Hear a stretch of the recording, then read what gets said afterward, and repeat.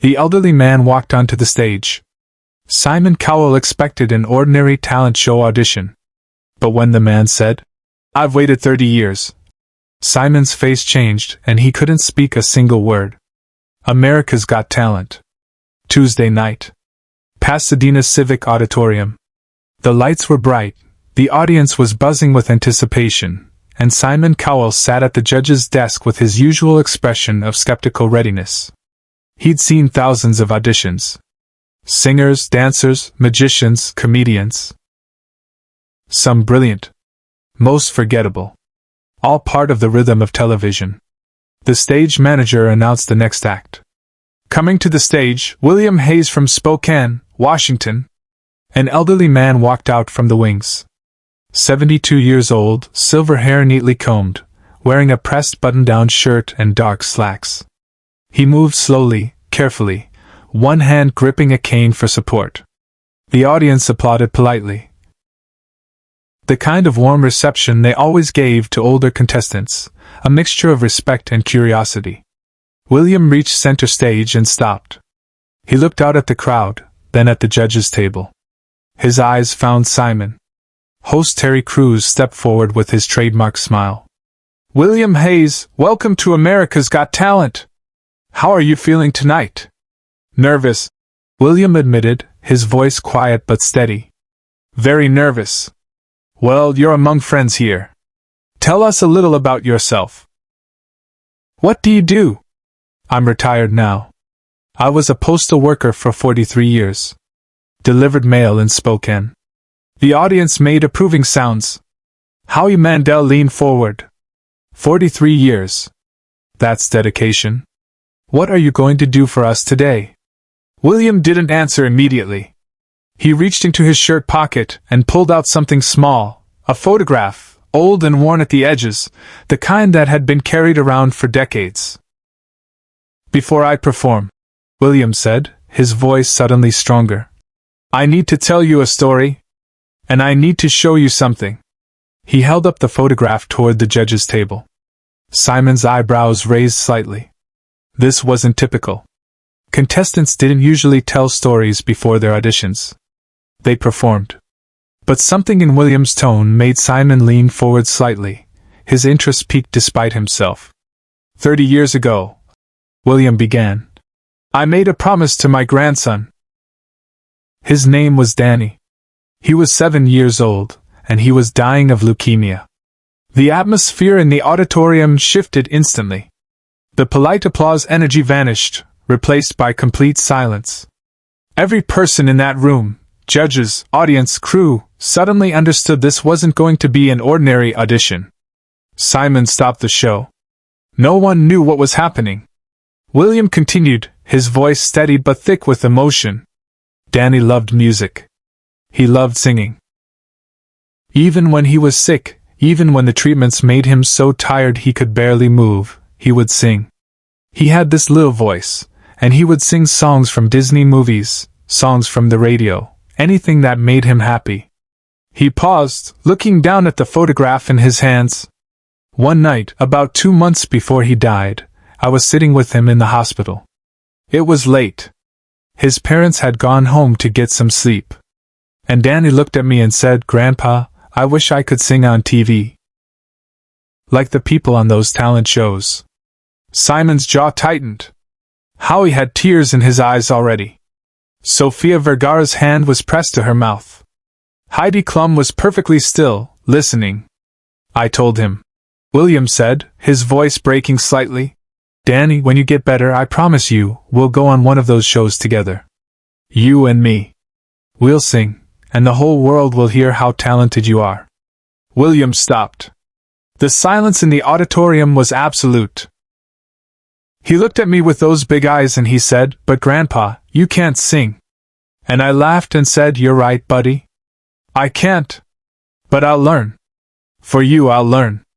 Terry Crews had stepped back, understanding that this moment didn't need a host. The cameras stayed locked on William. "Danny died 3 weeks later," William said quietly. "He was 7 years old. And I broke my promise. I never took him on a talent show. I never got the chance. He looked directly at Simon. But I made a different promise. I promised myself that one day, I would stand on a stage like this. I would sing for him. I would keep the promise I couldn't keep when he was alive. William held up the photograph again. Even from the judges' table, they could see it was a picture of a small boy with a bright smile, wearing a hospital gown, giving a thumbs up to the camera. This is Danny, William said. And I've been waiting 30 years to do this. I've been practicing. I've been preparing. Because a promise is a promise, even if the person you made it to is gone. Simon Cowell sat completely still. His usual sharp tongue, his quick wit, his ability to deliver cutting remarks or encouraging words, all of it had vanished. He stared at William Hayes standing on that stage, holding a photograph of a grandson who died 3 decades ago, and for one of the rare times in his career, Simon couldn't speak. Subscribe and leave a comment. Because the most powerful part of this performance is still ahead. To understand the full weight of what William was about to do, you need to understand the 30 years that came before this moment. When Danny died in 1993, William Hayes fell apart. He'd always been close to his grandson, closer than he'd been to his own children, if he was honest with himself. Danny was special. Bright, funny, kind despite the pain he was in. The kind of child who made everyone around him better. After the funeral, William couldn't function. He went through the motions at work, delivering mail on his route, but he was hollow inside. His wife, Margaret, worried about him constantly. Their daughter, Danny's mother, retreated into her own grief and eventually moved to another state, unable to bear the memories that Spokane held. William kept that hospital photograph of Danny in his wallet. Every day for 30 years he looked at it. And every day, he remembered the promise he'd made and broken. 5 years after Danny died, William was watching TV late one night. A talent competition show was on. He watched a young girl, maybe 10 years old, sing a song that made the judges cry. And William thought, Danny should have been here. Danny should have had this chance. That night, he made his second promise. The one he would spend the next 25 years preparing to keep. William Hayes couldn't sing. He'd never had lessons. He'd sung in the shower and hummed along to the radio, but nothing more. He was 67 years old when he walked into a community college music class in Spokane and told the instructor, "I need to learn how to sing." The instructor, a patient woman named Sarah, didn't laugh at him. She asked why, and William showed her Danny's photograph and told her the story. Sarah said, "Then we'll make sure you can keep your promise." For 25 years, William took singing lessons. Once a week at first, then twice a week. He practiced every day, scales, breathing exercises, songs. His voice was never going to be extraordinary. He was too old to develop the kind of power and range that young singers had. But Sarah taught him to find the beauty in what his voice could do. Control. Emotion. Honesty. "You don't need to be the best singer in the world," Sarah told him. "You just need to sing from the heart." That's what Danny would want. Margaret supported him, even though she didn't fully understand his obsession with this promise. Their friends thought he was having some kind of late-life crisis. But William didn't care. He had a goal. A purpose. Something beyond the grief that had defined him for so long. He applied to America's Got Talent 7 times over the years. The first 6 times, he wasn't selected. Too old, probably. Not flashy enough. The show wanted spectacle, and a 70-something postal worker with a decent but unspectacular voice wasn't what they were looking for. But William kept trying.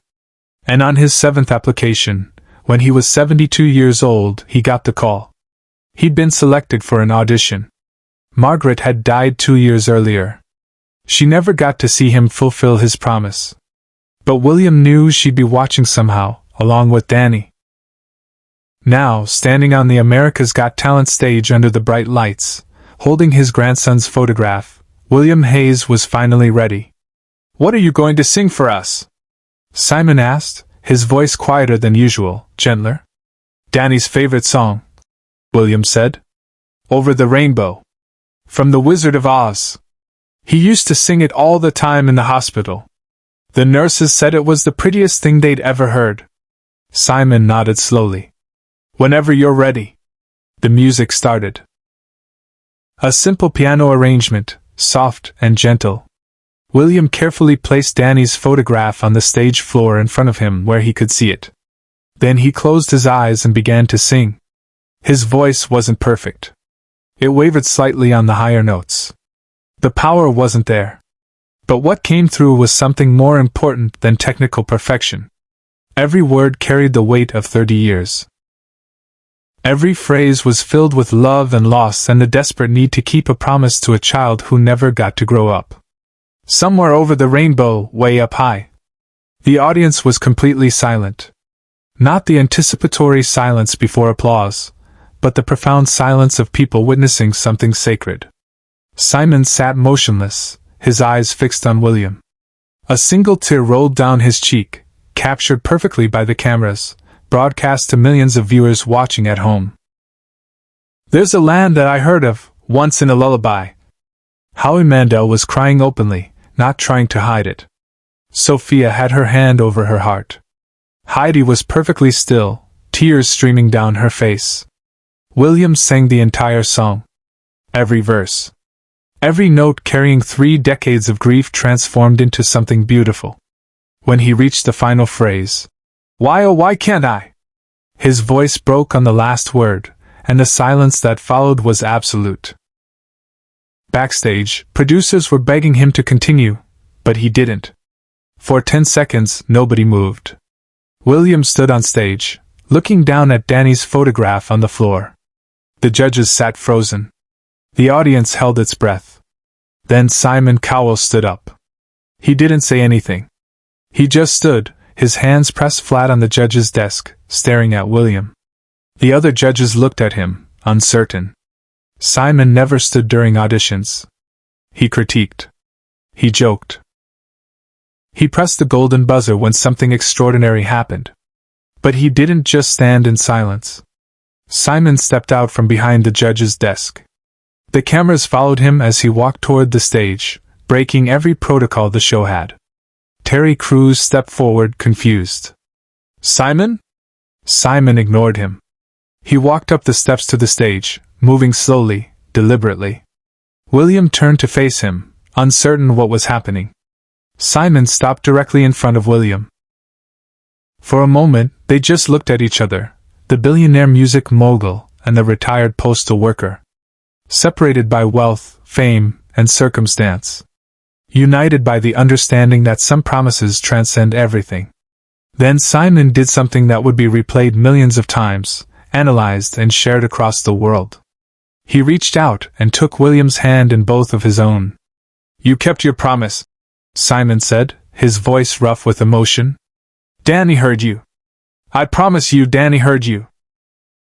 William's face crumpled. 72 years old, standing on national television, and he sobbed like a child. Simon pulled him into an embrace. Simon Cowell, known for his sharp tongue and harsh critiques, holding a grieving grandfather while 3,000 people in the auditorium and millions watching at home cried with them. But what happened next, no one in the theater, or watching at home, could ever forget. Simon released William and stepped back. He walked to where Danny's photograph lay on the stage floor. He bent down, picked it up carefully, and looked at it for a long moment.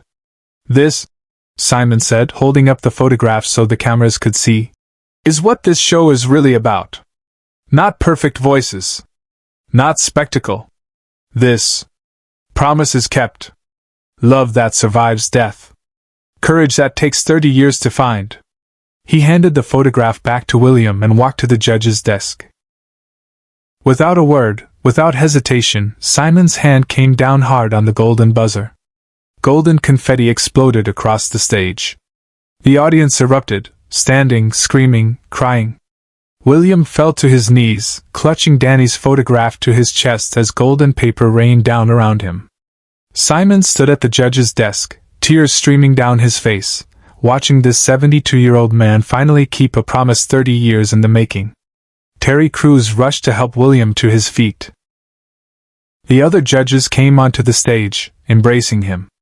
But William just kept looking at the photograph, whispering, "I did it, Danny.